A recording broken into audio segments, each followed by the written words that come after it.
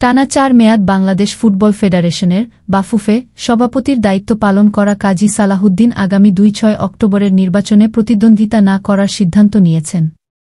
শনিবার ১-৪ সেপ্টেম্বর বিকেলে এক সংবাদ সম্মেলনে তিনি এ তথ্য জানান।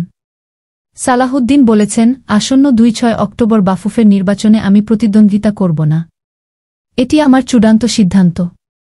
আমি ৪টি মেয়াদে দায়িত্ব পালন করেছি এবং এ ধরনের সুযোগ পেয়ে নিজেকে অত্যন্ত ভাগ্যবান মনে করি। এর আগে ৫ আগস্ট রাজনৈতিক পট পরিবর্তনের দীর্ঘ ৪-০ দিন পর শনিবার দুপুরে বাফুফে কার্যালয়ে আসেন সালাহুদ্দিন। ৫ আগস্টের আগে তিনি নিয়মিতভাবে বাফুফেতে যাতায়াত করতেন। তবে অন্তর্বর্তীকালীন সরকার ক্ষমতায় আসার পর থেকে এতদিন বাফুফে সভাপতির দায়িত্বে থাকলেও নিজ কার্যালয়ে আসেননি।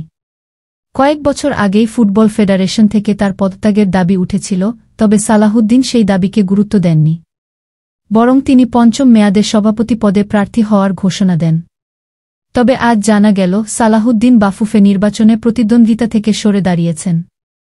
এর মাধ্যমে বাফুফেতে তার ১-৬ বছরের দীর্ঘ অধ্যায়ের সমাপ্তি ঘটছে।